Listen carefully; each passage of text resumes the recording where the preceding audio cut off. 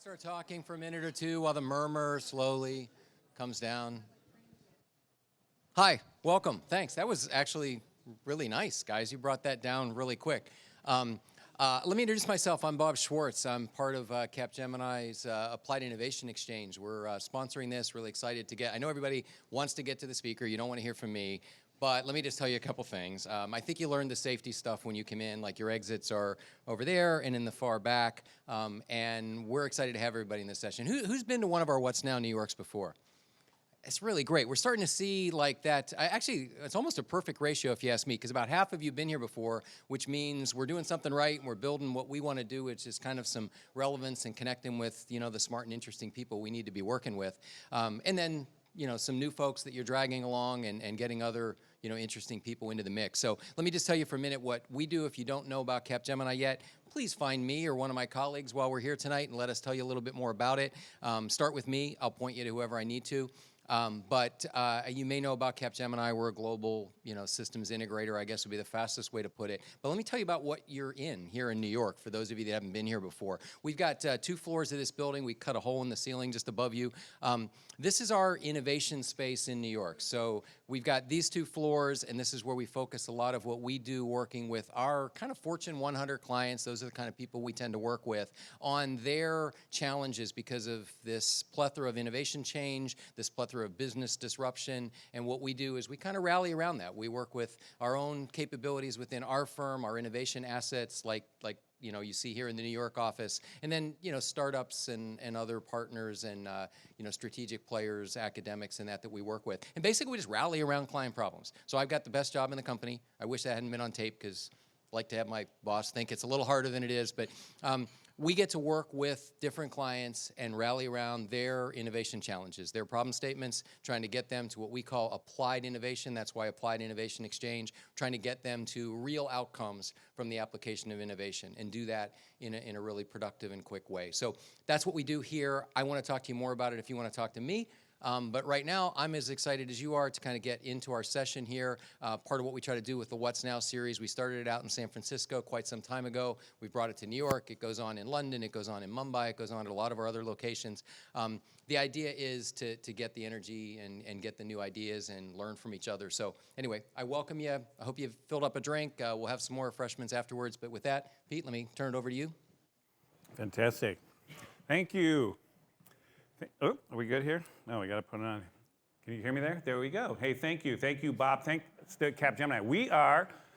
We meaning myself, the founder of re:Invent. re:Invent is one of these partners that actually Capgemini has partnered with, and together with Capgemini, we have devised this series in San Francisco. It's now in its 3rd year, and now we're in our 1st year here, and it's actually starting to really thrive. So thanks for everyone for kind of help building out this network.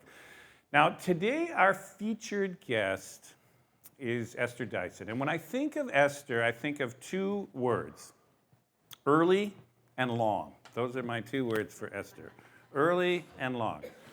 Let's start with early. So early, she was very early in the kind of PC internet revolution, and she was the impresario of what was a very well-known and famous, you could say fabled PC forum, in which she would essentially was setting the bar early for what the many tech conferences that were to come over the years, including to now. But one of the early ones where it was really a must-go-to kind of place for a lot of the early tech folks. She was also very early with her release 1.0, a newsletter that was a kind of, again, a must-read among people in the technology circles about what's really coming up next, what are the next big developments, what are the companies coming up. She was early in that space. She was early when the Soviet Union collapsed. She was very early to tune into the opportunities and the challenges over there. Got over there and was doing a lot in Eastern Europe and in Russia itself before a lot of people really understood what was happening over there. She's been just early on as an angel investor, early in some really amazing companies in the tech sector, and then also different fields that were even beginning to just emerge, the genetics field among other places. And she's essentially was early to really understand this health crisis that's been brewing, and that's particularly in the heartland. And long before people started to tune into this crisis after the 2016 election and what's going on in the heartland and what can we do to really build it up, she was already out there 3 years ahead of that, in 2013 to start her latest kind of startup, you could say, which is a nonprofit startup called WellFO, which we're going to talk about a little bit later. So early, she's always early onto things. But she's also a long-term thinker. She's always thinking long. And so almost every phase of those, she's been trying to get people to think long-term in those situations. She was early in terms of just, or now long, I guess, in thinking. She was on the board of the EFF, for example, trying to really think about the foundation of the internet. How do we actually lay the foundation and protect the kind of core principles for the long term? She was the chairwoman of ICANN, which is the kind of domain, divvies out all the domain names, trying to reform that and get the fundamental foundation different again, so an institution that could last for the long term. She was she's been into space, actually. In the 2000s, she was getting into space before the whole entrepreneurial space started really opening up.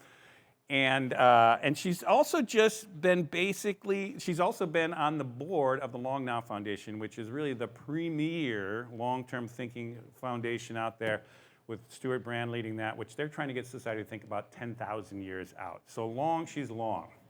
Now, the reason this is important is when you really think about the challenges facing our society, and you think about challenges facing businesses for that matter, those same two words really play a part, early and long. And one of the reasons is that they're really at odds. So much of what we do, essentially the day trader, is focused on solving a problem that day with very little implications of thinking about the long-term consequences. And the same thing with our companies. Our companies are focused on what to do in the next 3 months, maximizing what they can do without really thinking about the long-term growth. In the medical field, you got a medical technician in the emergency room who's just trying that minute to save that person, that patient, emergency level patient, not really thinking about long-term health of that person. The whole healthcare system is all built on crisis immediately, nothing long-term. And so it's this tension between this kind of early think, how to actually focus on the immediate, but to think long-term. That's a really problem across our whole society, whether it's individuals, businesses, society at large. We've got to get better at long-term thinking. And for that, we've actually brought Esther Dyson here to help us think about this in the conversation tonight. So let's welcome her out. Why don't you sit over here?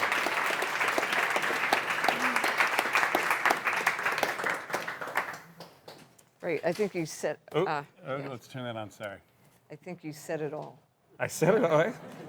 Well, I hadn't. Esther and I have talked a little bit, but I hadn't actually talked to you about that frame. But it's interesting. When you think about your own life, do you think of yourself as kind of having the early, been on the front end of so many things, but also preoccupied with the long term? Is that not a bad way to analyze your life here? It works fine. The other thing I like to say is, if I was a maid, I'd like a dirty room.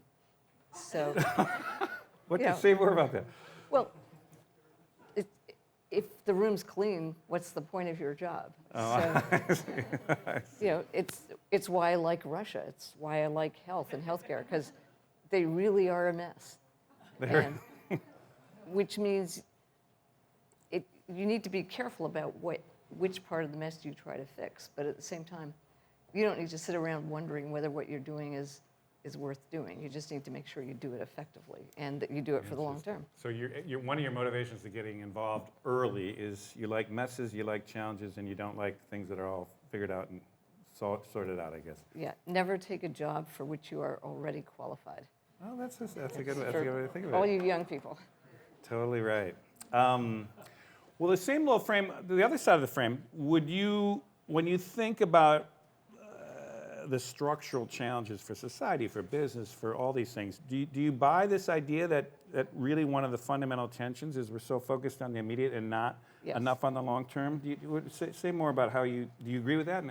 I agree with that, and so I spent a lot of time on Wall Street, which is the epitome of the day trader and the stock going up and down. And there's fundamentally two ways to, quote, invest. One is you invest in a stock and the stock goes up and down and the price changes, and presumably the value of the stock changes, but your money does not really contribute anything to the growth of the company. And you're just trading, that's the word. Versus if you're a venture capitalist, you put the money in and you ideally help the company to grow, and your money makes a difference because it goes into the company. It doesn't you're not just trading shares of stock. You can get complicated and talk about public offerings and secondary shares, and sometimes new money does go into these companies, but fundamentally, most of the financial markets now are focused on trading and derivatives and creating these sort of fictional currencies. I mean, Bitcoin may be new, but the notion of people trading things that aren't really real is very old. Totally. And so you get the same phenomena of politicians chasing after votes, and as you mentioned, the emergency room technician or the people who revive people from drug overdoses, and then the statistics are terrifying of how often they will die of an overdose a year or two later or sooner. The reality is, to me, the tragedy of addiction is not just the people who die, but the people who are living. And Totally. Well, so let's, so taking this basic framework, which I just Yeah. want to make sure you're comfortable with, early, long, right? I'm going to take a little long view in your life a little bit, and let's walk through a couple of these stages, and I'd like to just get at your own development of thinking long term. And so I know one of the things is you grew up in a family, your father was Freeman Dyson. still is. Still is, still alive, in his 90s, right? Late 90s? 94, yeah. Very famous physicist down in Princeton, was worked with Einstein in the Center for Advanced Studies down there. But was there anything from your early years that got you thinking long term, or started you on the journey of actually just thinking the importance of actually more long-term vision rather than this kind of short-term thing? You know, it's kind of, to be truthful, no. Okay. I was a very determined kid. I organized to go live in England for a year with some family friends of my father's when I was 13. I left home when I was 15.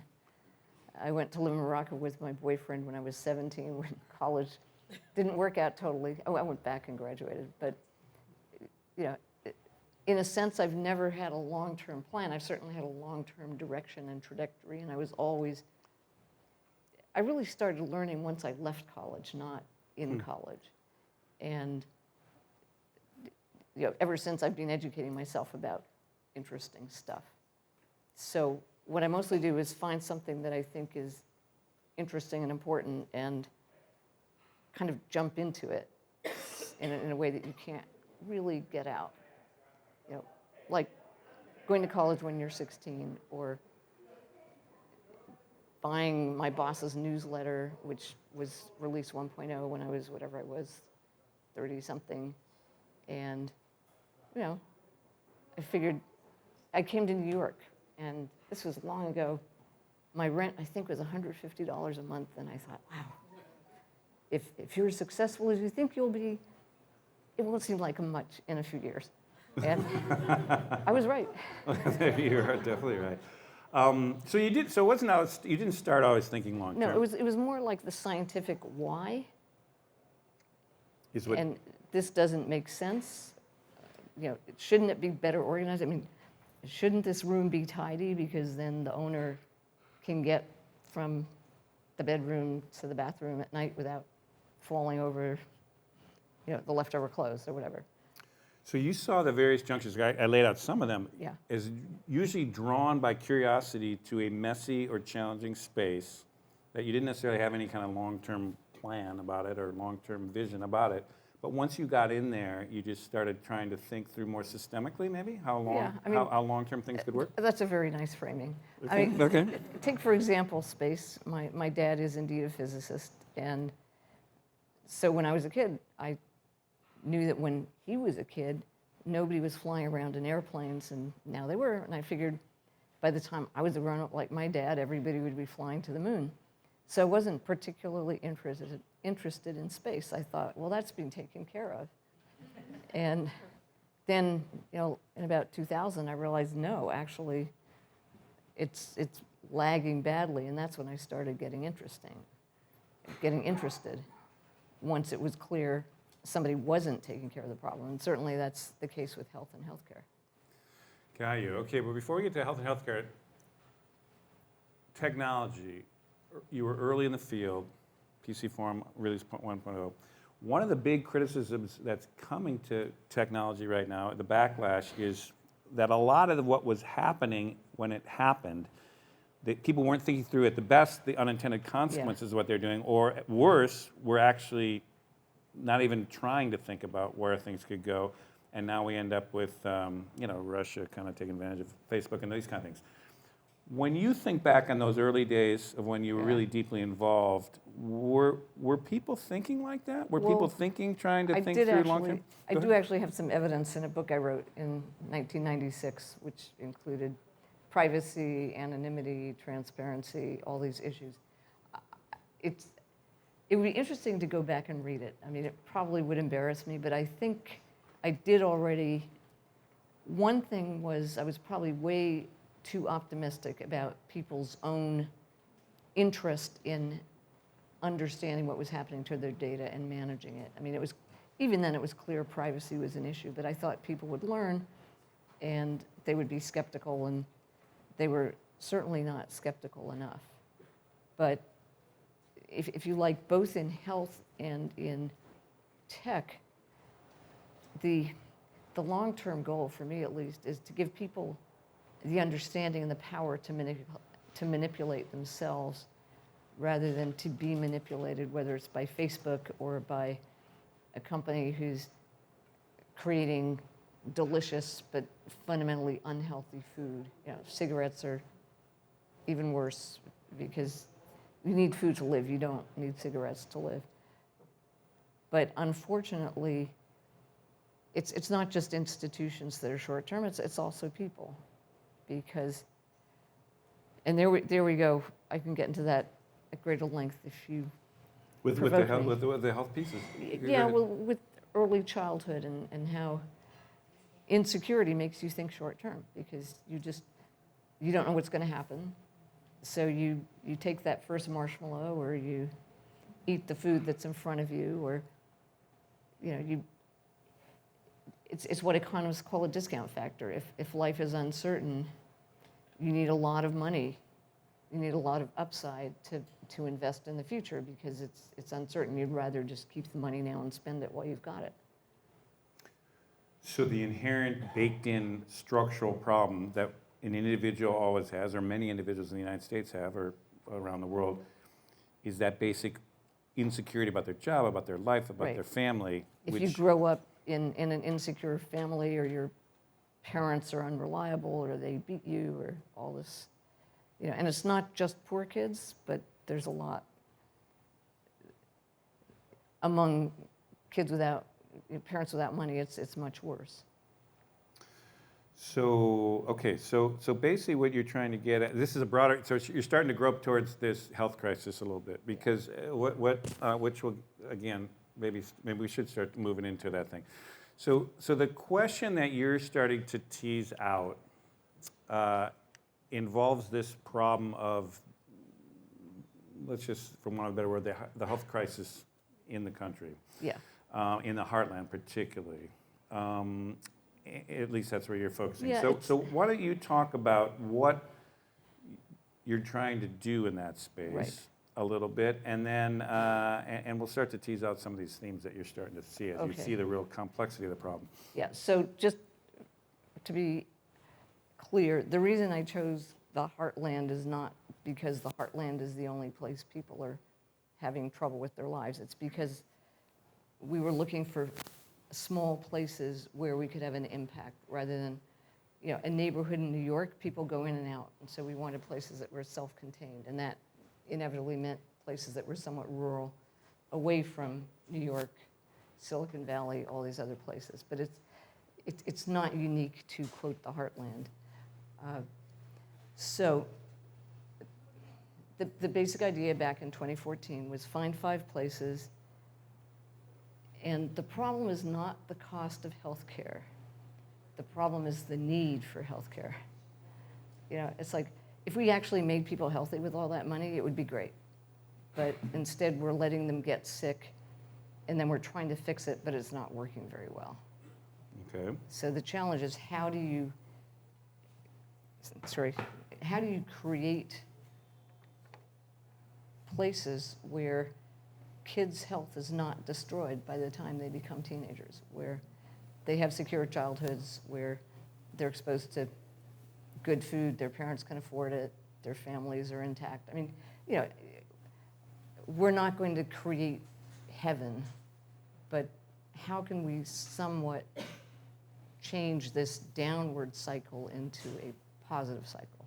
When I started, I hired a CEO, and ultimately we're a team of 6. One of us, Maria, is here somewhere. Hiya.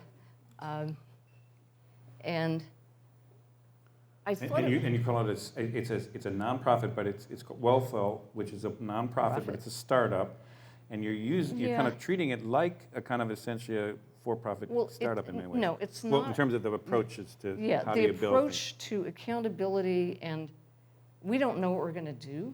We know what our goal is. So I went in. I mean, this is a job for which I was totally unqualified. I knew there was a problem, and I thought it would be heartwarming and hard, but I didn't think it would be interesting. I mean, I kind of expected it to be interesting, but I didn't think, oh, gee, I'm going to learn about neuroscience. And in fact, I did. So the idea was to take these 5 communities, and we're not going to go in and give them fish. It's not a nice white lady from New York with a program. We're not even going to teach them how to fish. We're going to help them build their own fishing schools, because they've got to own it. Whether it's your own health in your body or your community's health, it's not something someone can give you. They can certainly help you take it and create it for yourself. So the idea was to help these communities build their own institutions, get them funded, create sustainability, et cetera. So almost to think of the community as a startup, and to give them the advisory, like a startup would get advisors, they get some seed money, they get kind of... Well, not from us. Yeah, okay. I mean, and also, they're the best kind of startup. They're not trying to do an IPO. They're trying to create a sustainable long-term business. They're more like TPG or somebody than they are like, Kleiner Perkins getting ready for the next IPO. So the idea was to build something long-term. We're in it for 10 years, and we're not trying to scale ourselves. We're trying to help these communities go deep and dense, and then have other communities copy them. And you're trying to do layered systems, like you're not just going in for, if we give them good food, that's all, it'll solve everything. It's like multiple layers. There's food, there's early education, there's all these different things. Yeah, I mean, there are 20 things any of these communities could do, 20 different things that all be kind of useful. But if you try to do 20, none of them's going to work, and that's kind of what's happening now. Or you could do one thing, you could absolutely eliminate diabetes, but there would still be all the other problems there. So you've got to kind of go somewhere in the middle. And this, in a sense, is what we've learned. And it's fuzzy because each community is different, but find 2 or 3 community organizations that actually seem to have some capacity, help them do whatever they're doing effectively, help them work more effectively with other entities in the community, because there's a fair amount of political, this is my nonprofit, and I don't want to play with your nonprofit. If it's your bakery shop, you might make money by selling your bakery shop to somebody else, but if it's a nonprofit, there's less, the motivation is more personal pride and less effectiveness. And if you're a nonprofit, you can often raise money again and again and again without actually having that much of an impact. So we waltzed in with things like, you need to measure the impact.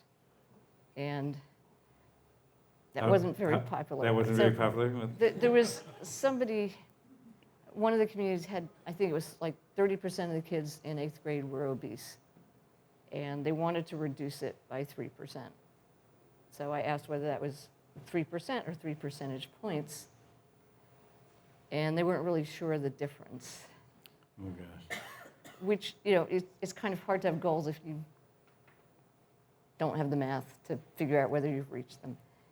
And so there's a lot of really practical stuff to do, but it became clearer and clearer. And I mean, this is now, I think, it's not just us and our wisdom, but the big issue for bad health is ultimately it's behavior change. And if you are a reluctantly tax-paying rich person who thinks poor people should just pull up their socks and eat right, and it's their fault about their behavior, even if you think that, you as the rich person are paying taxes for these people that you despise, and you're going to be paying more taxes. So why don't you fund early childhood education and nurse-family partnership and all this stuff that creates an environment where children are more likely to go up with, if you like, the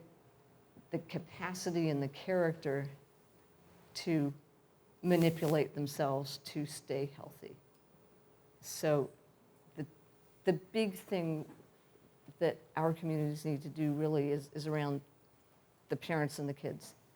The old people are living there and they're important, but in terms of creating that long-term change, you really have to influence the families and the kids. That's one of the insights you're finding. So people don't know, what are the 5 places, just to give a sense of the right. geographic breadth here? We don't have a map here, but Yeah. In fact, if anybody's from any of these places or knows, I should have done this right at the beginning. North Hartford, Connecticut, Muskegon, Michigan, Clatsop County, Oregon, which is just northwest of Portland. It looks over the Columbia River at Washington State and at the Pacific. Lake County, California, which is just north of where all the billionaires go to the wineries, and Marin County and all that stuff. And Spartanburg, South Carolina. anybody No. close to any of those? Now, this is interesting. This is, it'd probably be the same response actually in San Francisco or something. But this is one of the things that's going on. I mean, there's this, I mean, I know you said you weren't just, there is issues in the coasts and in the cities of the coast. And in the But- Mission District in San Francisco and in the got it. Bronx. And, yeah. But there also is this lack of connection in many respects to the inner parts and the rural areas of America, wouldn't you Yes. say? Oh, And- yeah, totally. It's just, it's not only in the so-called heartland, it's also yeah. here in the city. But when you're visiting these places, in particular in the last few years, are you getting a sense of it as a different place, a different culture, a different thing that is really harder to crack than, I mean, are you starting to see 2 Americas, or the way people talk about things or anything, or is any thoughts on Yeah, that? but I mean, that's not unique to, you see that in so many ways. I mean, when we go to our places, we don't talk about national politics. I mean, it matters in terms of Medicaid payment and stuff like that. But local politics is really much more important and much more problematic. Obviously, getting funding to provide pre- and postnatal care for women, to provide not just health care at the end, but like health checkups, so that why Medicare has just started paying for diabetes prevention, which is sort of a polite way of obesity reduction and stuff like that. Why Medicaid doesn't pay for that? Why insurance doesn't pay for that? Insurance is also short-term because the people keep turning over. I mean, the financial incentives are wrong, but the financial incentive for the country as a whole, or for the community as a whole, is we should keep these people healthy, because then they'll graduate from high school and they'll be more productive and all these things. And to some extent, the diabetes programs are a Trojan horse for family fabric. It's not that either we or the people we work with can march into the supermarket and put up a big banner and say, inadequate parents, please sign up here for training. It doesn't really work. But if you get a diagnosis of prediabetes and your aunt might well have had it and it's really horrible, then you're motivated and you go to a prediabetes class and you're with other people like you, and there's a coach who comes from your community, not some fancy person from out of town. And you're in this class, you learn how to cook, you learn how to feed your family with love and pride. And, again, there are good diabetes prevention classes and not so good ones. But what we're trying to do is use them and various other bits of community outreach to help re-knit some of the social fabric that's disappeared when so many manufacturing jobs were lost. I mean, in each of our communities, there's kind of a vanished middle class. That's the thing, that's the glue that connects, or the The common. thing that they the- all have, yeah. Is the vanished middle class.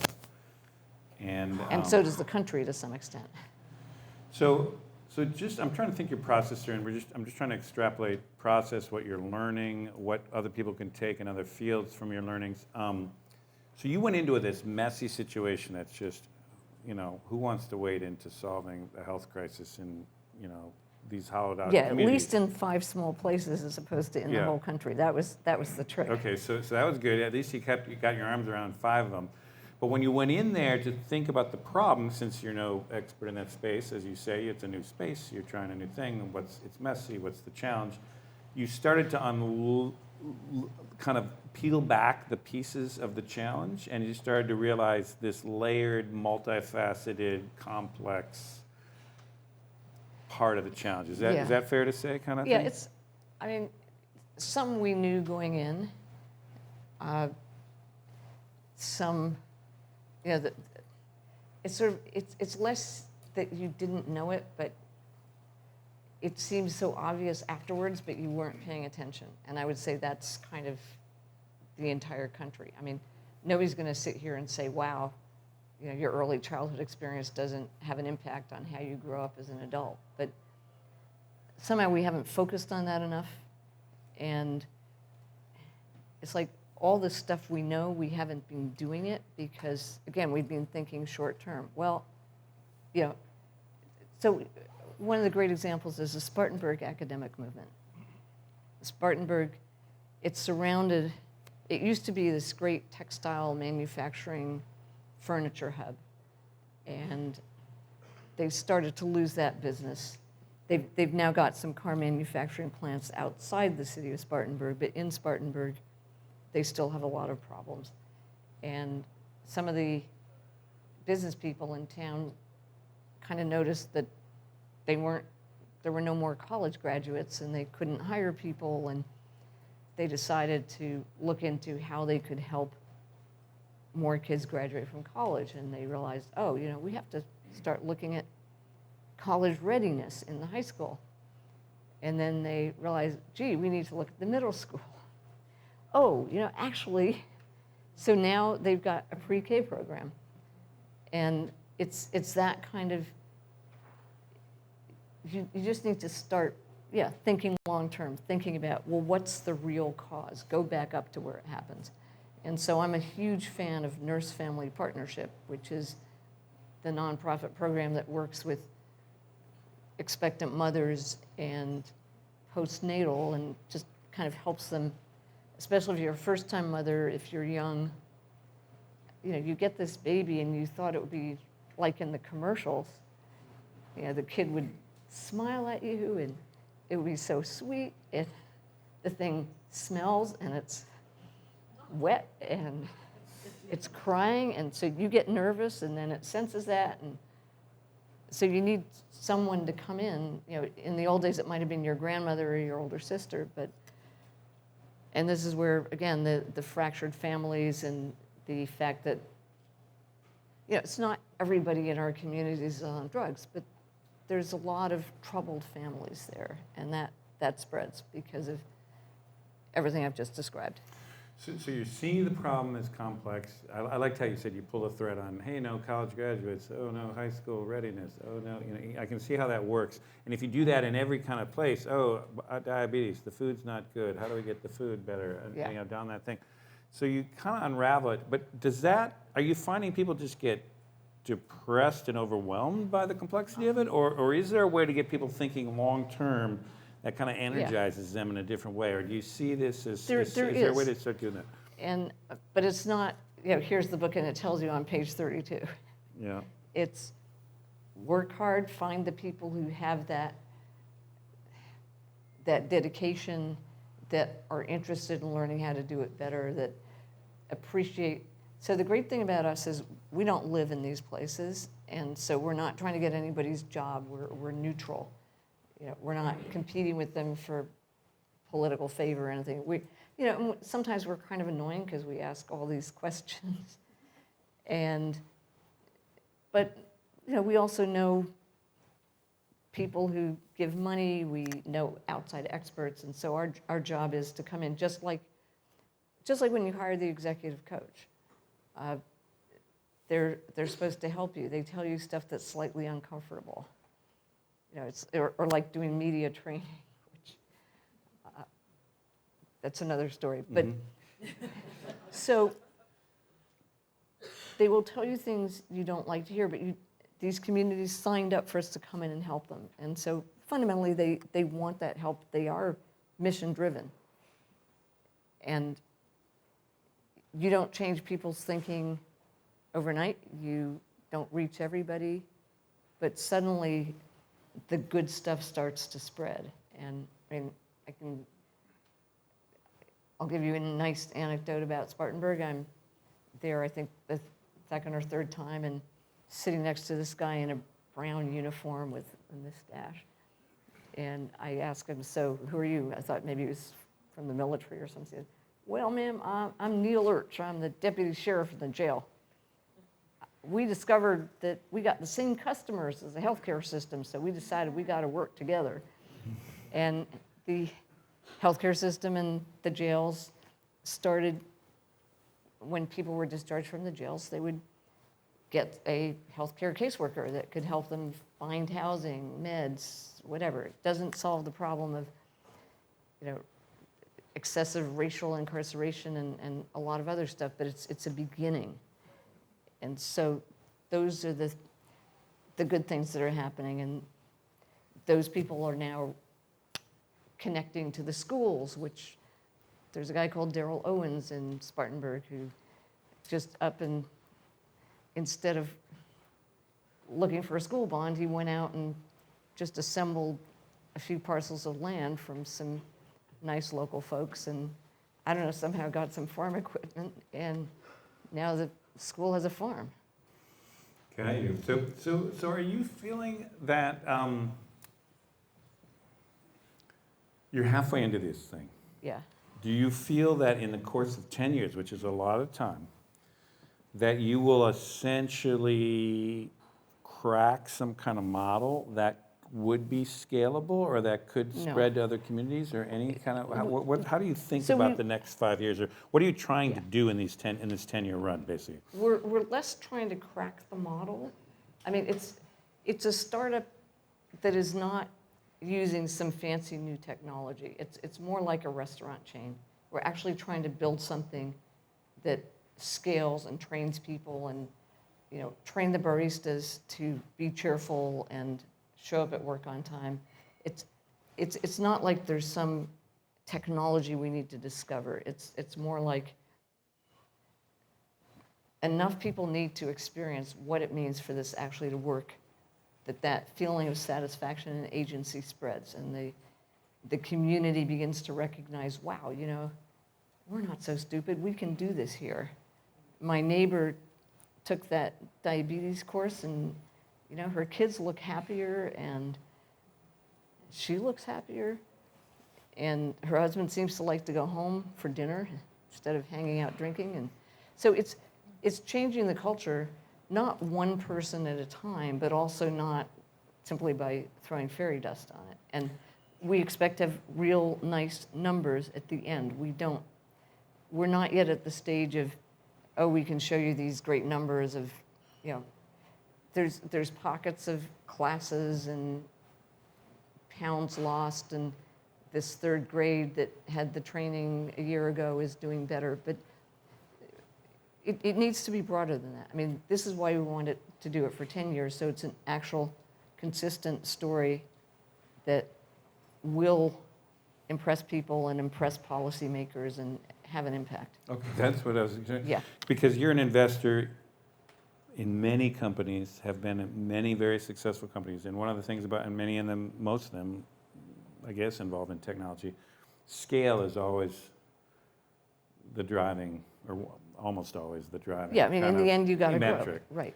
And so your idea of this scaling is to crack some kind of positive outcome in 10 years that others could, if not borrow wholesale the model, use some kind of cluster of techniques and approaches and policies that essentially Yeah. start to scale it through the country. And belief. I mean, it's more, it's like when I saw Ben Rosen and thought, if he can run this company, so can I.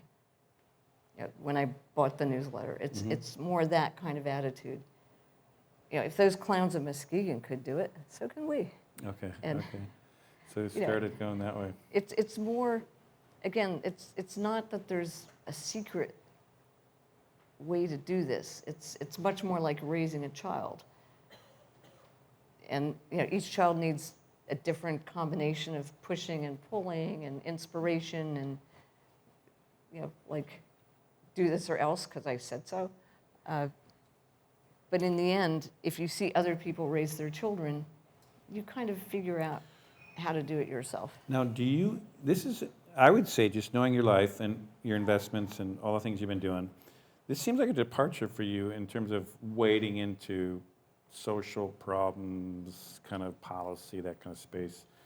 What was motivating you for that? Were you just kind of fed up with, this can't go on, I No, need I to mean, get it into it, or it's just your passion? Or I'm just curious, Yeah, why did you move into that? It was the question I asked. Why are we spending so much money fixing something that shouldn't be broken? And yeah, so May 13th of 2013, I was asked to make opening remarks at some digital health conference. And I thought, yeah, you know, I've talked about genetics way too much. I'll talk about how somebody should do like an X Prize for Health. And as I was sort of planning for this, I thought, somebody else should do it. I'm going to do it. But in the end, I discovered I was going to do it. I didn't decide. It was just, it's sort of like all these things, it becomes obvious once, well, of course I should do this. I'm not doing anything else full time, and no one else volunteered, and I got lucky with my Facebook stock, so yeah. And has it been rewarding and a fulfilling It has thing? been, yeah. So it's been rewarding, not just doing the work, but our team of 6, and we were kind of randomly assembled. It's just, I love what I do. It's hard, but it's fun. I mean, this really, it sounds so sappy, but it really is fun. It's intellectually challenging. It's emotionally rewarding. I think it's going to have an impact, and yeah, but it's also like what some people say about religion. You know, it's faith. It's not evidence. Good. And what I'm trying to do is create evidence. Interesting. Well, let's shift slightly from this too before we're going to get into the questions shortly here. Is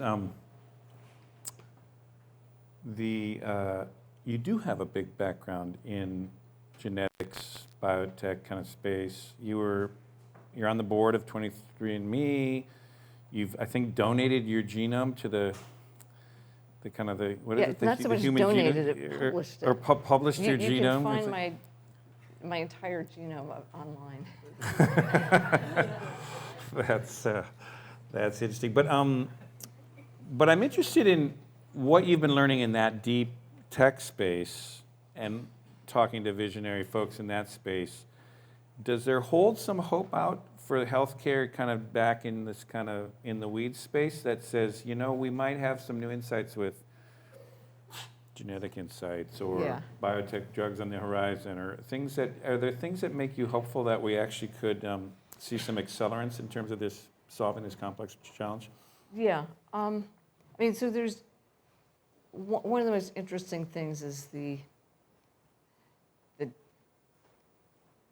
interrelationship between neuroscience, artificial intelligence, human behavior.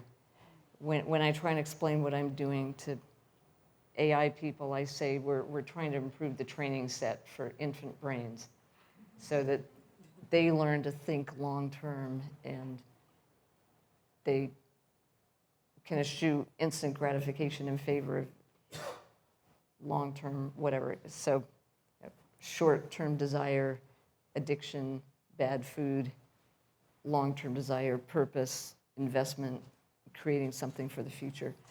And understanding the neuroscience around short-term triggers and the dopamine cycle versus long-term.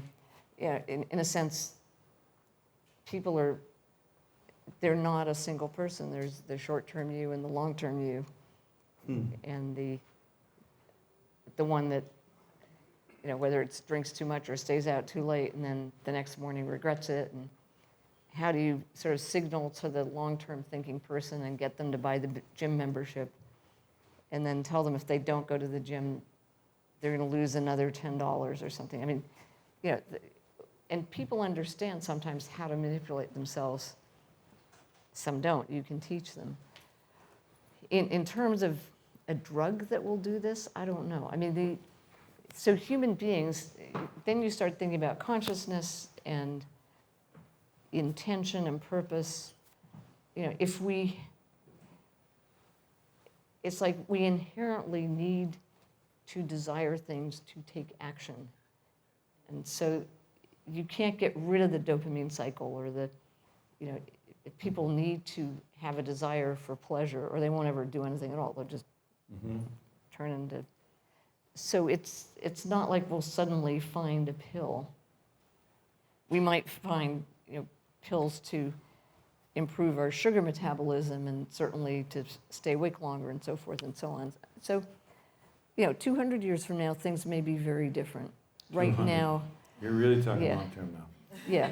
I mean, right now, cures for cancer and things like genetic engineering are totally, they're kind of scientifically real, but we still can't implement them very effectively. And can we engineer food that tastes sweet but that doesn't screw up your metabolism? I don't know. That's an interesting question. But do you hold, given that you have been very tech-oriented in terms Yeah. of your kind of career and analyzing that, and you spend a lot of time with folks like that, why wouldn't we focus on finding some of these relatively quick fixes? I mean, if it's even possible, given our understanding of genetics and we are brain focusing on chemistry them, and all that kind of stuff.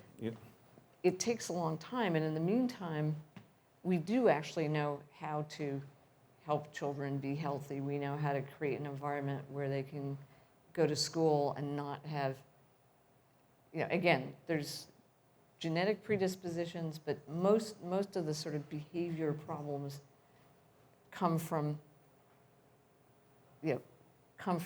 challenging circumstances for children.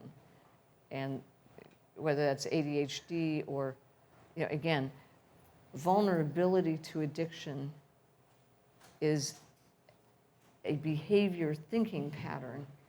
Substances like drugs are addictive, but other pleasurable things can become addictive if you're vulnerable to, again, that short-term gratification because you don't trust in the long term. So you, in wading into this problem, really feel, if you had to choose one thing that could happen, I know you said there's many, but it's sounding like raising children at an early age right on a proper foundation would be the most valuable thing? Yeah, because it gives them the capacity to deal with all the other stuff. I mean, it's not that stress in itself is bad for you. Excessive stress without respite is bad for you. I mean, exercise is stress. 50 minutes a day of concentrated stress is really good for you. You should go out and do it. Continual stress where you're always stressed and you don't get relief and you don't get, the rewards are unpredictable, and so again,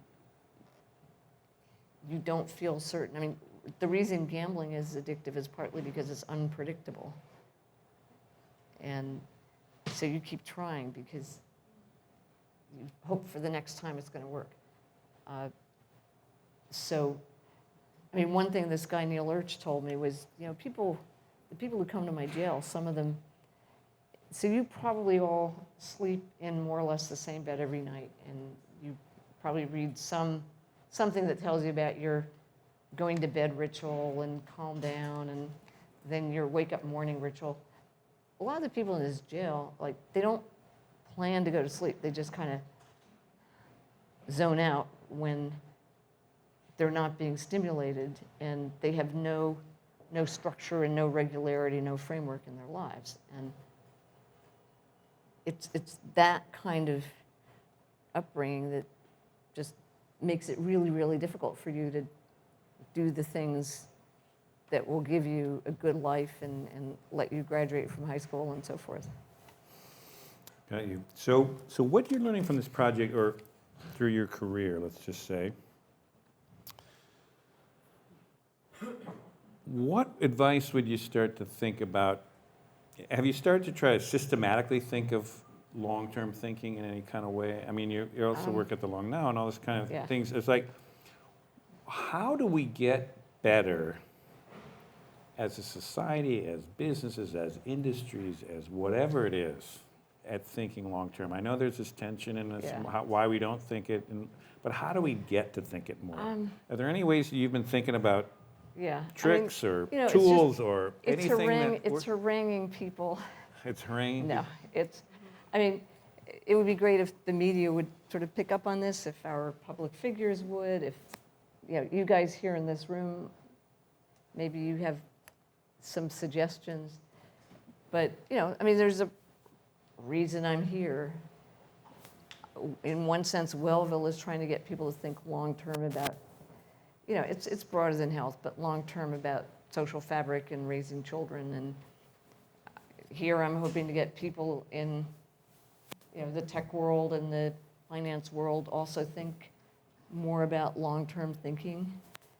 If anybody wants to help with WellFO, that's great. But in the end, the message goes well beyond WellFO around how you think about your own lives and your children. And we'll make that case. I guess what I'm trying to say is, we've got this, as you say, you almost look in every direction. Our society, our economy, and politics are all tending towards the short term. How do we make the case that actually it's better to think long term? You need to think long term. Any thoughts on that? And we're going to open up to the conversation here very shortly here, but I'm curious what you're learning. I mean, a long-term venture capitalist gets that case. You put in money, and then you invest it rather than trading it in the market, and you build something. It's the notion of investing. People think of it as what Wall Street does, but actually you invest in a marriage, you invest in a child, you invest in the health of something, you invest in a business. And you need to be patient and build something. So an economist will tell you, I mean, in a sense, we're talking about, believe it or not, the magic of compound interest. If you just put something and let it grow for a while, it actually will grow quite amazingly fast if you keep investing in it effectively, rather than, taking the pennies out immediately. So there is the compound interest thing, but do you think that people are starting to shift, even in more recent years, towards more long-term thinking or towards more short-term, given all the last decades? Honestly, I think it's going more towards short-term. You do? As I said, I like a dirty room. You do. You're unusual like that. And I mean, certainly there are other, I'm not alone in the wilderness, but you look at people's behavior, you look at cell phones. I was talking to Lori earlier. People will both sign up for an event like this at the last moment and will not show up at the last moment. I mean, people are making even those decisions short term, and it's much easier because I remember, you used to have to, like, if you planned a date, you had to meet somewhere at 7 p.m. on Friday, and this was usually planned several days in advance. And if you weren't there at 7, there wasn't a way they could just take out the phone and text you. So it's it's changed. It's changed and it's gotten. Do you think, though? Okay, so a couple other last questions before we start shifting it. Do you think with this backlash against tech, what's happened in the politics, or even the politics of this country, Yeah. do you feel that there is something, a moment of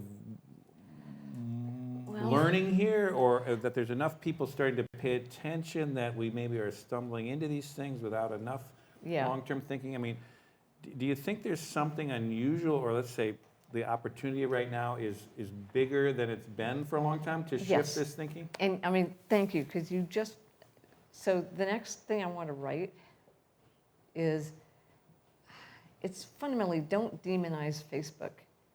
It's not about Facebook being addictive. It's about you being addiction prone. You know, I mean, yes, they're taking advantage of our vulnerabilities, but let's not think that if we get rid of Facebook, we've solved the problem. Because we haven't. Again, it's our own natures. You know, we want the instant gratification. You know, you can go into a whole lot of. It's so nice to have people like you online. If it's not Facebook, it's going to be somebody else. And so, Facebook was responding. You know, they are not. It's not that they are. It's not that they shouldn't have resisted, but yeah, the reality is people like this stuff. It's just like PepsiCo selling Pepsi-Cola. And we need to figure out, and maybe we means we need to regulate them. But the problem is not Facebook is evil. The problem is we are vulnerable, and let's figure out as a society how to make ourselves less vulnerable. So let's push on this a little bit too. You've sat on a lot of boards, you've invested in a lot of companies, including Facebook, Meetup. I know you're on the board among all these interesting companies. Do you feel that in the tech world that there is a genuinely, I'm kind of implying, you're implying what you're thinking here. Do you think it was more of a, we stumbled into these problems and hadn't thought them through enough, or do you think there was some kind of malevolence or something, or some kind of thinking that they were trying to pull one off on people? I mean, this is a common meme that's out there now, is that these folks were trying to do this or trying to make, screw things up. But I'd like to hear your thoughts on all the people you know and your own kind of thinking about what is the attitude and how are they trying to make things up? So I was thinking about this, about sort of the neuroscience of companies. You know, is consciousness really an awareness of your awareness? And I mentioned there's the short-term you and the long-term you, and there's the you that hears the noise outside and the you that's trying to listen to the speaker. And there's sort of different parts of your brain or your mind are communicating. And you started out as being one or two processes, and then there's what Marvin Minsky called the society of mind, whatever.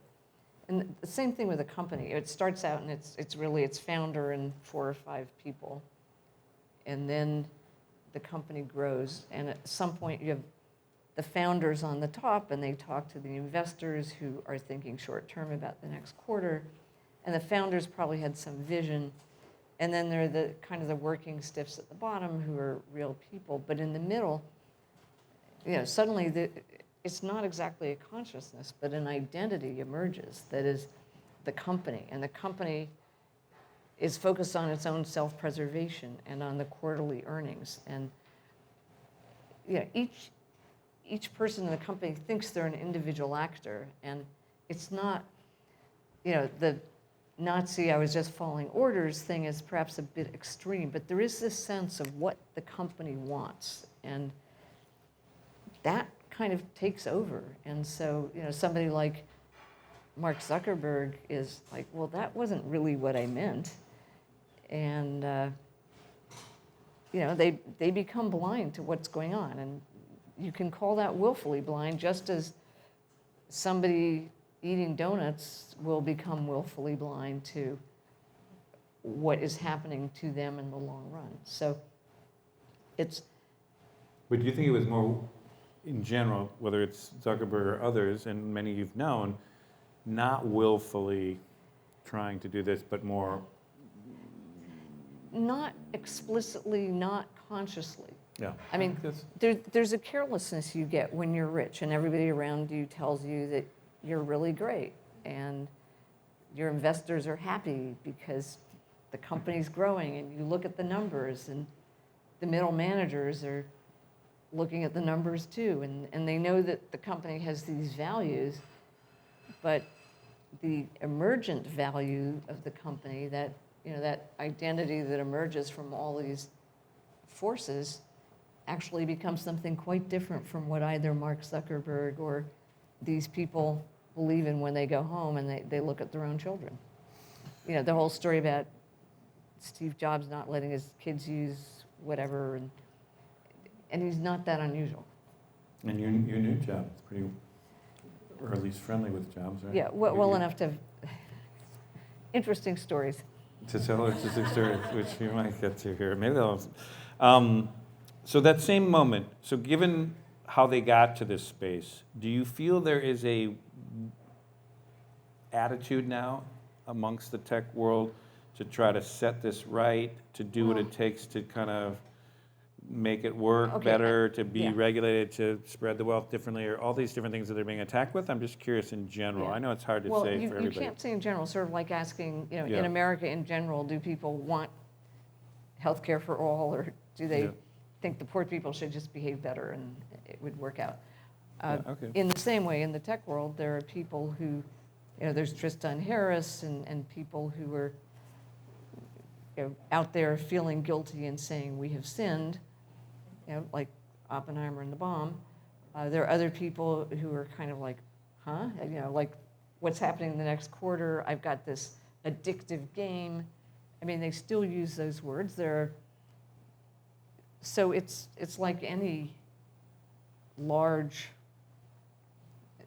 lots of people in it think very different things. There's certainly much more consciousness of how shallow and addictive and so forth a lot of this is, but at the same time, if you're a middle manager somewhere, again, you're doing your job, you know those are important issues, but you've got your paycheck and your kids, and so yes, it's becoming much more visible. People are beginning to think about it. They're certainly writing about it, and at the same time, who is going to quit their job? You know, Tristan Harris did quit his job at Google and went out and started Time Well Spent. But you know, your average person will think about it, but then they have their life to live. But I've been thinking, just, do you think the sector in general would be open to some systemic changes? I mean, I think what's happening here is, and we can just kind of talk about, you talk long term. We're in a system right now, short-term capitalism, quarterly earnings system. There's a system that's bigger than tech. It's the whole economy. But it's a system that could be changed. In long-term terms, you can shift fundamental systems. You could do the same in tech. You could spread wealth differently. You could, there's many systemic changes with, if you think long-term could happen. I'm just curious, in your own insight, how confident are you that people are wrestling with this kind of stuff, that are starting to shift forward, and that maybe gives people hope that there's really some systemic long-term change on the horizon here? I have hope that there will be some cultural reaction. It's just, I don't think the answer is to regulate Facebook as much as it's something much closer to the way we change our attitudes to tobacco. I would really like to see the government tax sugar. I would like to see, I'm looking for the startup that will help people manage and control their own data, but there's still, it's not quite there yet. I mean, I kind of was hoping that, so WPP lost Martin Sorrell, I was on the board, And Say that, explain that a little bit more. WPP Group, the large advertising agency, their founder and CEO got resigned through a sort of scandal. Yeah. And, clearly, the advertising business needs to change its business model. And I think in this case, it's not a startup that's going to do this, but some company that already has a lot of consumer data needs to sort of flip and decide it wants its clients to be individuals rather than advertisers. Because you need critical mass to get started on that. And maybe that's what the next thing Jeff Bezos or somebody should do. But take something that already has scale and just flip the switch. And you think those system changes will come through companies in the private sector more than public policy, given how screwy our politics is? Yeah, I don't know. I mean, I know you're pressing for an No, answer, and I don't know. I'm just but probing. I'm just stimulating so we can turn Yeah, it I mean, open to everybody else's ideas. I want more people to start thinking about this and figuring out what to do. It's just regulation doesn't really resolve most of these things because it's too heavy-handed, and 9 times out of 10 the regulation helps the incumbents because it's just so complicated to deal with the regulation, like GDPR, which is why something like taxing sugar, carbon taxes, a sort of market approach, but that prices the externalities of the stuff back in, I think would be much better. And I mean, another thing, while we're on it, I think one of the solutions to many ills would be sender pays, user charges email. Lay that out. I mean, I know the shorthand of what you're saying there, but explain it to people. Why you say that? Well, when I get an email, it takes my time to figure out whether to answer it. And I should be able to charge some, and I mean, legally, I can set up something that says if you want me to read my email, pay me 5 cents. But it's not going to work unless there's a large enough community of people doing this and somebody providing the system that will make it work. And again, LinkedIn is probably the closest to this because LinkedIn emails are mostly to individuals or groups of individuals, and they're fairly valuable, and people pay LinkedIn a fair amount of money to send recruiting emails. And so take that business model rather than sort of doing it as a teeny startup, which simply doesn't. I mean, I tried this. I invested in a company called Boxby, and it's now part of a marketing company. So you've had a lot of shots at this thing. Yeah, I mean, you talk about all my successful investments, but there have been a lot of unsuccessful ones. Okay, a few more questions here, and we're going to open up to a conversation, which I hope other people have insights into this conversation we're trying to figure out here. Are we getting better as a society? I mean, I know there's kind of this. If you step back through your career, your childhood, your career, your 80s, 90s, 2000s, now we're here. It's still not over. It's still not over. Is your general sense that we're moving forward and getting better at solving problems and getting better, and the world's getting more, do you have a general sense of upward trajectory, or do you feel we're kind of neutral or even going backwards, or what's your general thrust of where we're going long term? Well, I wouldn't be doing this at all if I weren't an optimist. And I'm happier than I've ever been doing what I'm doing. I think the problems are getting worse. At the same time, I think we're getting better and more thoughtful about them. Sort of like in first grade, the problems are easy and you're not very smart. And now we're in 12th grade.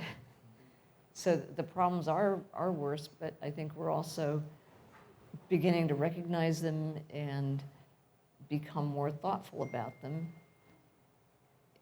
It's just that inclusive we is a little untrue. Say more about that, meaning it's hard, we're getting less we Well, and more fractured? When we say we, it's just like yeah, we the smart people, we the people who notice, but, you know, it's, again, it's very hard to generalize about a world of billions of people. And at the same time, you know, yeah, there are, the conversation, there's too many different conversations. The conversations in the things that I read are getting, you know, more intelligent and thoughtful, and at the same time, you know, there's not a lot of unanimity about what the problems are, let alone how to deal with them. But do you think, and I'm an optimist too, but do you think that's classic, what happens right before breakthroughs or consensus building, or that there is a polarized moment, a paralyzed moment, you know, go back in other junctures around coming off of World War II, or, you know, the Depression and World War Yeah, II, or, I hope you know, so. or other parts of American history where there's been this paralysis in our politics, Yeah. this real contention, this economic kind of unsustainable Yeah. situations that get restructured in a pretty dramatic way pretty quickly. Is that any sense from you that we're Well, on the cusp of that, or getting this close is- to it? Yeah, this is sort of a joke, but not really. I mean, the best thing that I think could happen to humanity would be a credible threat of extraterrestrial invasion. Yeah, we would come together very nicely. Yeah. It's really, I mean, and this is the challenge. It's really hard to think long-term because there's so much going on in the short term. And, you know, yes, the US does seem to be at a very polarized moment, and I can't imagine it getting much worse, and I'm really hoping it will get knit together. But there's still the rest of the world. And, you know, people always ask me, so what's going to happen in Russia? Well, whatever happens in Russia, it's not going to be over. You know, and the same thing here. I mean, we're not going to resolve everything. We're going to lurch forward, I hope. And if we just lurch forward rather than backward, that will be a huge victory. And I think we will lurch forward. But it will be a lurch. It won't be a, you know, a smooth ride off into the sunset. And what gives you the sense that it'll lurch forward as opposed to backward? Because, you know, on the one hand, you have Facebook happening. You have the opioid crisis that is making people pay attention when they did not pay attention before, when it wasn't, you know, when it was other people. Now it's their own relatives and people they know. And again, they noticed it because people are dying, but the crisis is because people are living in despair.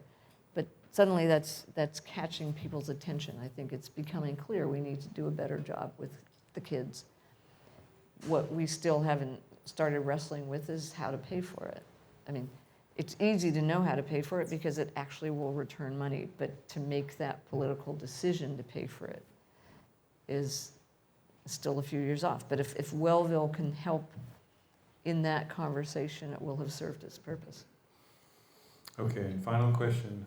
You said it in a way, but you travel a lot, Russia for sure, but globally.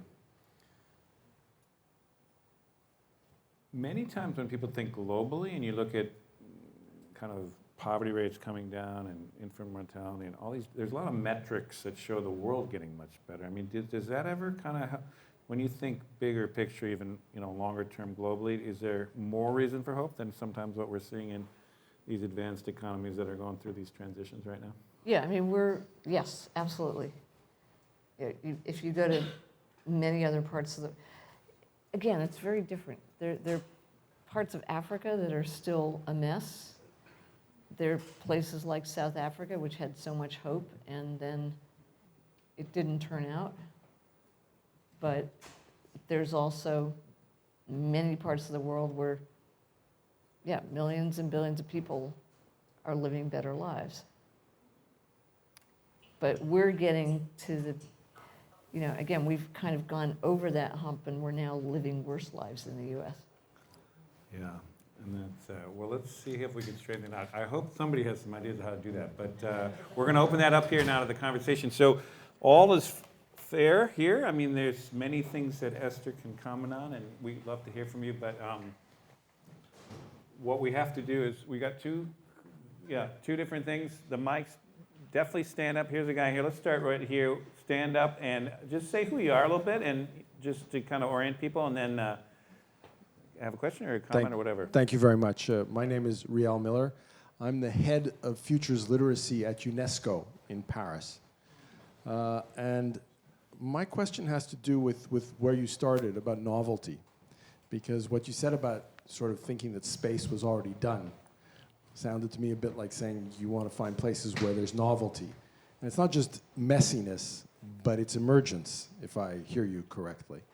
And so I guess my question has to do, and this is related to scalability, but also to the way in which we articulate what we're trying to solve, which is, if one of the ways to think about the health that I've heard you talk about here is not that we want to engineer out our proclivity to addiction or our willingness to do violence, to not become automatons of some sort, regulated by some rule, but rather put ourselves in a position where we can use that energy to explore novelty together. Is what you're trying to do create the conditions for creativity without knowing where it'll take us? Yes.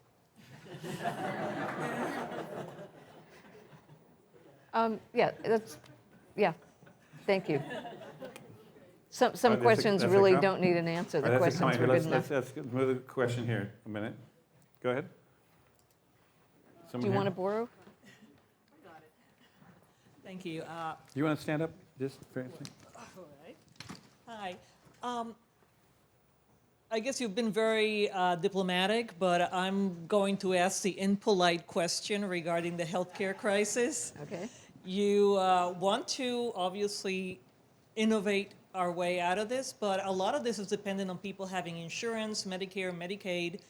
How do you do that with an administration that keeps pulling the rug out from under you by undermining all those public programs? I will answer this one. We're not trying to innovate. We are trying to show the value of paying for these things. And, I mean, you're absolutely right. I think in one way or another, I think collectively we should pay for prenatal, postnatal care, early childhood education, some form of training parents that needs to be delivered in a way that doesn't stigmatize the parents, better education. Yes. And the purpose of WellFO is to show the value of doing that. So I agree with you entirely. Going back here. Oh, sorry, we got the wrong side. We got to go this side. Let's move in here. Oh, no, right here, this guy here. Oh, okay, go there. That's fine. Go ahead. We got to switch back side. Go ahead. Yeah, thank you very much for the presentation. My name is Ibrahim. I don't agree with you when you talk about Africa is a mess. Yeah, I'm not. In the 90s, I was involved with the World Bank, and I worked with Dr. Mohammed Yunus. So we set up the first microfinance. I was at the UN system back then. So we make a difference. Back then, we focus on the approach to the rural area for the microfinance. Today, in Africa, there are some organizations, including me, who work in the digital divide to try to improve the health as well as the finance. So what you're trying to bring to those communities instead, let's forget about New York, Just try to focus about those communities. Latin America, South America, or this place, M-Pesa, a company which I am involved, is doing a very good job to improve those communities. So I'm trying to find out what exactly you propose in order to improve this. Okay, I'm sorry. I did not say Africa was a mess. I said some places in Africa are a mess. Others, as you asked, there are other places where things have dramatically improved. In, Ghana, I think, would be one example. Botswana, Kenya, as you mentioned. So it varies a lot. But at the same time, I mean, again, the place I know the best is South Africa, and that's been somewhat disappointing despite the freedom and you know, the end of the segregated rule and that kind of thing. There's a lot of progress, but there's also other places where the governments are still corrupt, and it's, you know, it's just like here, except it's not a single country. There's many, many different countries, and the conditions are different. But yeah. The woman here. My name is Hope Kay. I work for a WPP company. Ah. In any event, with regards to your wellness initiative, it sounds an awful lot to me like the Harlem's Children's Zone, which has been very successful. I don't know, you know, if people here are familiar with it, where it's a holistic approach, as you've described, from birth through. Could you hold the mic? From birth Yeah, right. through, the idea is to get the children to college, but it also involves the parents. The parents have to take parenting courses, nutrition courses, and so on and so forth. So I was just wondering if you have consulted with them or. I haven't consulted, but I certainly know about them, and they're a great model too. I mean, as I keep saying, what we're doing is not innovative. It's yeah. So No, I mean, and you're not reinventing the wheel, but you know this was a very successful Yes. program that they even have a practitioner university where other, you know, people who are interested can try to replicate it within their own communities. yeah, and I wish more of them would. We're going to shift over this way, and we're going to. Michael Hertz. I'm a co-founder of a nonprofit called Pro Bono Net, which uses technology to increase access to justice. I was just wondering what your view was of the Buffett, Bezos, Diamond healthcare experiment. I wrote about it for CNBC a few months ago, and I said that I hoped they focused on things like child care, you know, paying for child care for their employees and keeping the employees healthy, not just on squeezing healthcare costs. And you know, the jury's still out. Atul Gawande is still more focused on medical care rather than the cultivation of health. But long-term, you know, one great thing about Jeff Bezos is he is a long-term thinker. So we'll see. Okay, we got here. Hi. Please. Oh, you had to take the mic here. Sorry. Otherwise, you won't get recorded. Hi, Esther. My name's Ruben Steiger. I'm the CEO of a company called Pattern 5. As you were describing WellFO, I started to think about progress that we've made sort of as a species over, let's say, the last 100 years arbitrarily. And I was thinking about, within this whole calculation, about the role of media a little bit. So I was thinking of the show Downton Abbey.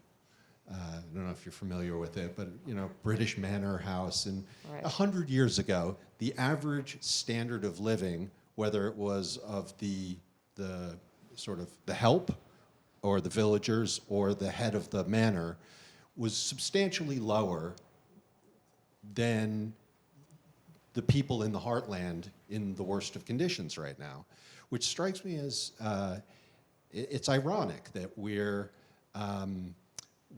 improving so much, but still, you know, with access to, your average person has more access to culture, to education, to healthcare than we did 100 years ago. How do you see that changing going forward? How will things like the internet affect that? Well, the average, you know, people aren't average, and so the challenge partly is the person in the heartland feels rejected and despised, and their kids are, you know, their kids are getting a rotten education. I'm not saying it was great 100 years ago, but it's just, in many ways, people do not feel better. They feel worse. And I mean, it's complicated. You go to Russia, and there were a lot of people who feel they lived better under communism. Life was more secure. They didn't have as much stuff, but they felt respected. I mean, it varies. And so the longitudinal comparisons are it's hard to figure out what meaning to make of them, but it's pretty clear that a lot of people in this country right now are very unhappy, and their kids are being damaged and their lives are being destroyed, and that's the problem I see. Okay, we got a guy with the mic there, and then Yeah. Right. My name is Lee Hazelwood, and I've run a company that have done extensive work in developing countries, primarily Africa. As a matter of fact, I lived in South Africa for about 9 years.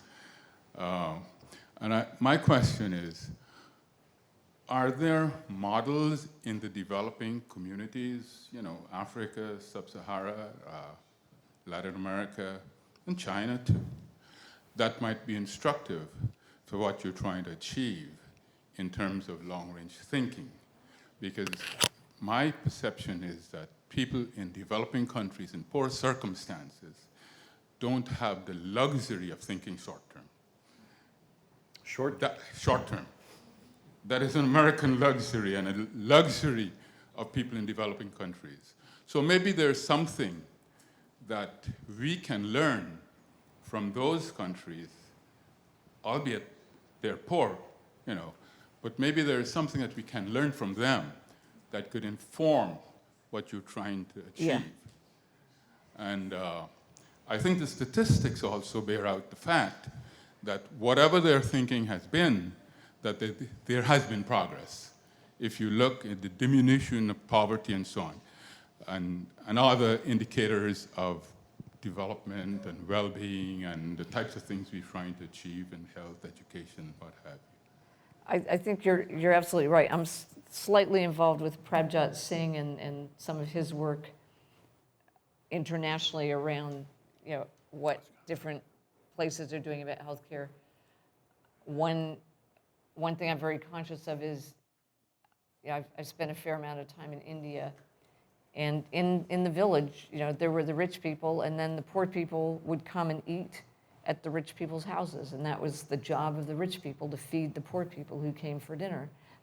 So this whole notion of the social fabric in the community, that's something we're trying to rebuild in our communities, because, it's, again, if you give a quarter to a beggar, that's a very different thing from inviting a neighbor in to have dinner with you. And that's where people feel so disregarded and disrespected when they're objects of charity rather than members of the community. Thank you. interesting right here. Hello, I'm Isa Guthrie-Mueller. I'm the CEO and founder of a company called Zinsure. And actually, we're a healthcare finance and lending platform with our beachhead market in maternity and pediatric. So since we founded, we've basically been playing acronym bingo down in DC. And more than 35% of my budget goes to just working with our legal teams and the regulators.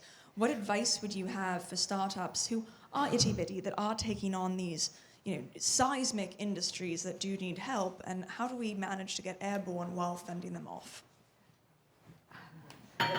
That one I can't answer. Try something.